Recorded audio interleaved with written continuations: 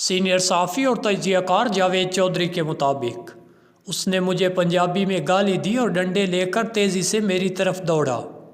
میں ذہنی طور پر بے عزتی اور مار کے لیے تیار تھا، لہٰذا میں نہایت ہی بے شرمی سے کھڑا رہا۔ اس کا ڈنڈا میرے سر تک آ گیا، لیکن اس سے پہلے ایک ہاتھ آگے بڑھا، اس نے ڈنڈا ہوا میں پکڑ لیا۔ مجھے دائیں بائیں سے اوئے اوئے کی آوازیں آنے لگی۔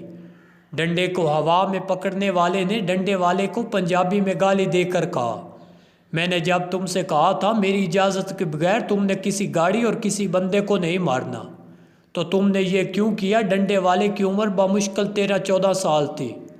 وہ شکل اور حلیے سے ان پڑھ بھی دکھائی دیتا تھا اور دیہاتی بھی۔ وہ دان نکال کر مجھے دیکھنے لگا۔ وہ مجھے شکل اور نام سے نہیں پہچانتا تھا۔ میں اس کی نظر میں صرف غدار اور دشمن تھا۔ اس کا خیال تھا وہ لوگ ٹیپو سلطان ہے اور سڑک پر دوسری طرف کھڑے تمام لوگ دشمن ہیں اور دشمنوں کی گاڑیوں اور سروں پر حملہ عین عبادت ہے۔ میں نے دائیں بائیں دیکھا، موٹر وے کے چاروں سائڈز پر دور دور تک گاڑیوں کی قطاریں تھیں۔ سامنے صرف 4 نوجوان ہاتھوں میں ڈنڈے اٹھا کر کھڑے تھے۔ جی ہاں، صرف 4 لوگ۔ ان 4 لوگوں نے پوری موٹر وے بند کر رکھی تھی۔ میں اس وقت عمران خان پر قاتلانہ حملے کے دوسرے دن لاہور پہنچا تھا۔ مجھے شہر میں داخل ہونے کے لیے 4.5 گھنٹے سفر کرنا پڑا۔ ٹریفک مختلف روڈ سے ہوتی ہوئی میں دوبارہ نہر پر واپس پہنچ جاتا۔ ٹھوکر کے قریب سائیڈ روڈ پر ٹرک کھڑے تھے۔ میں ان کے درمیان سے گزر کر موٹر وے کے قریب پہنچ گیا۔ سامنے 2 نوجوان کسی مظلوم ٹرک ڈرائیور کو گالیاں دے کر اس سے سڑک بند کرا رہے تھے۔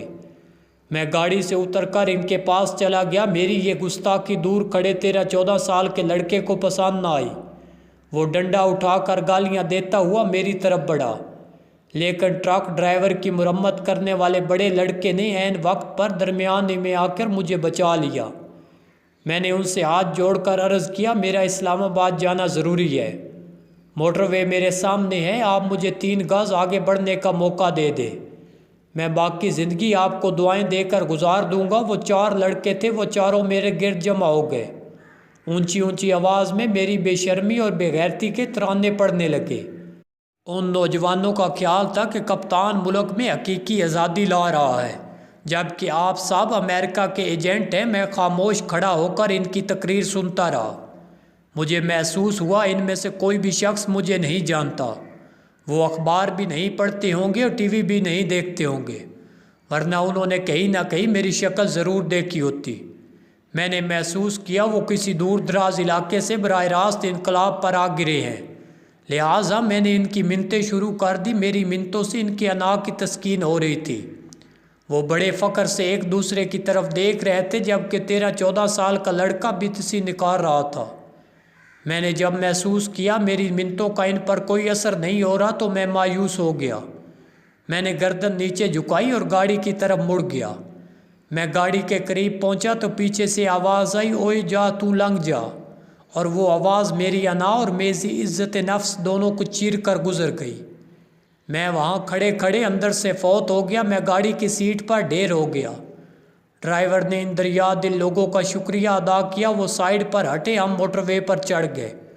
موٹر وے سے نیچے تینوں اطراف ہزاروں گاڑیاں کھڑی تھیں۔ ان ہزاروں گاڑیوں کو 4 لوگوں نے روک رکھا تھا۔ ہمیں آج یہ ماننا ہوگا کہ اس حادثے کی سب سے بڑی وجہ بے مہار نوجوان ہے۔ دنیا میں 2000 کے بعد سوشل میڈیا، اسمارٹ فون اور ٹیبلٹ نے جنم لیا۔ ہماری ایک پوری نسل نے اس دور میں آنکھ کھولی۔ والدین نے پیٹ کاٹ کر ان کے ہاتھ میں ٹیبلٹ اور اسمارٹ فون دے دیا۔ نوجوان سوشل میڈیا کے جھوٹ کے ساتھ جڑتے چلے گئے۔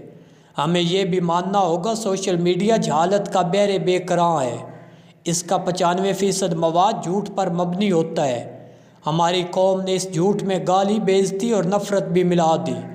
یوں سوشل میڈیا ایپس نفرت اور جہالت کی ایک ایسی مجون بن گئی جس کی کوئی مثال نہیں دی جا سکتی۔ اور اس کے بعد فوج نے بھی اس معاملے میں عمران خان کو بھرپور سپورٹ کیا۔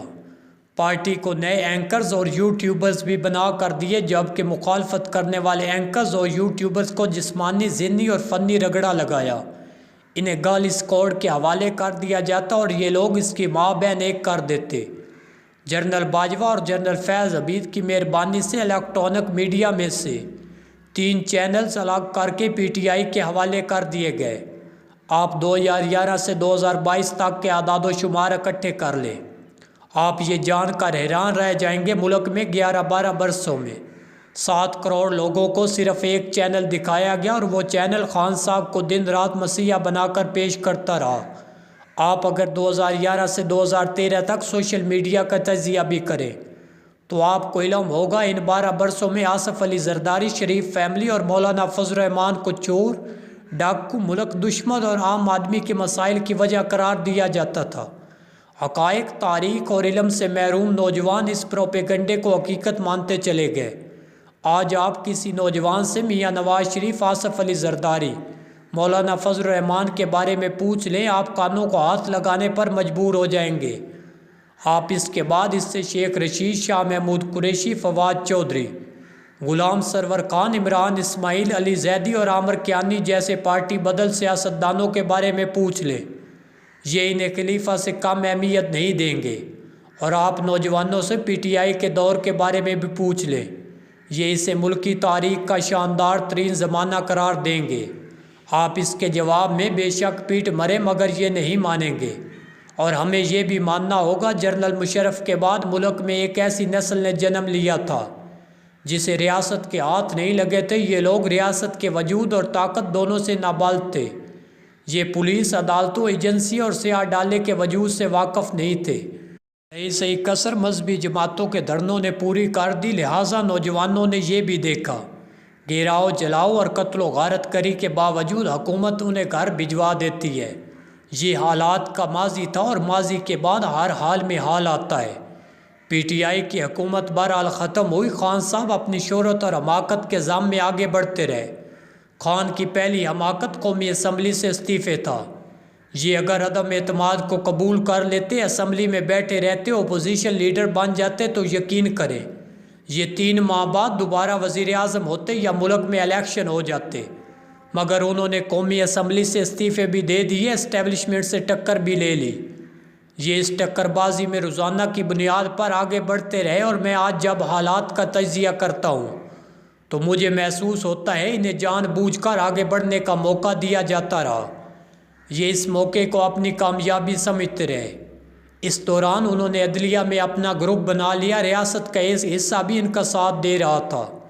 سب سے بڑھ کر بشرا بی بی کے موکلات ان کے ساتھ کھڑے تھے، اور ظاہر ہے اس کا کوئی نہ کوئی نتیجہ تو نکلنا تھا، اور یہ 9 مئی کی شکل میں نکلا۔ اور پھر ان کے ساتھ وہ ہو گیا جو نپولین بوناپارٹ اور ہٹلر کے ساتھ روس میں ہوا تھا۔